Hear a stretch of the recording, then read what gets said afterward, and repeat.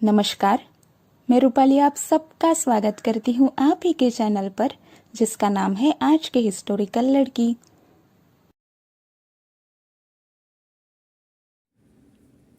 योगी कथामृत पहला अध्याय, मेरे माता पिता एवं मेरा बचपन।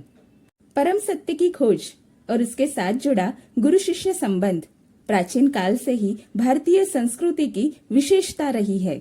इस खोज के मेरे अपने मार्ग ने मुझे एक भगवत स्वरूप सिद्ध पुरुष के पास पहुंचा दिया, जिनका सुघड़ जीवन युग युगांतर का आदर्श बनने के लिए ही तराशा हुआ था।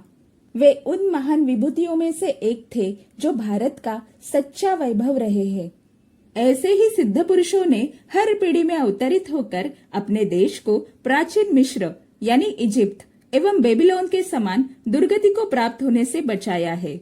मुझे याद आता है, मेरे शैशव काल में पिछले जन्म के घटनाओं की स्मृतियां मेरे स्मृति पटल पर उभर रही थी। तथापि ये स्मृतियां उन घटनाओं के घटित होने के क्रम के अनुसार नहीं थी।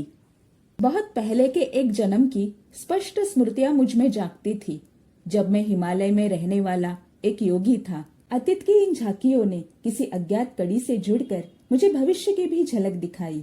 शिशु अवस्था की असहायता के अवमाननाओं की स्मृति मुझ में अभी भी बनी हुई है।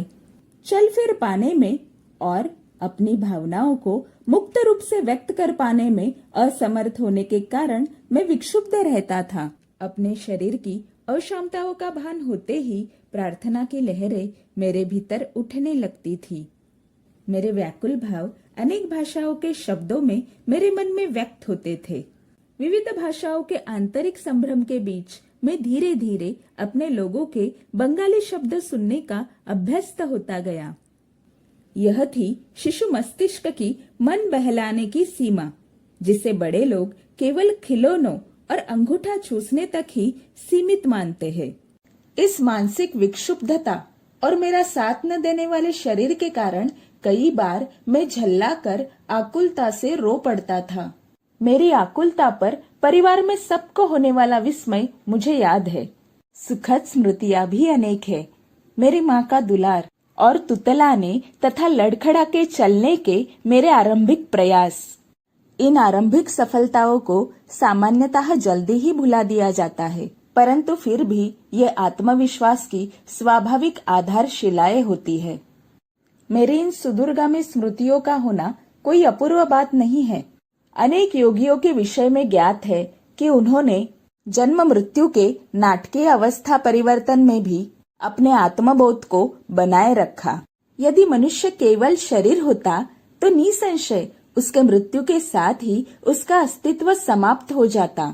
किंतु यदि युग युगांतर से सिद्ध महात्माओं ने सत्य प्रतिपादित किया है तो मानव मूलतः अशरीरी सर्वव्यापी आत्मा है।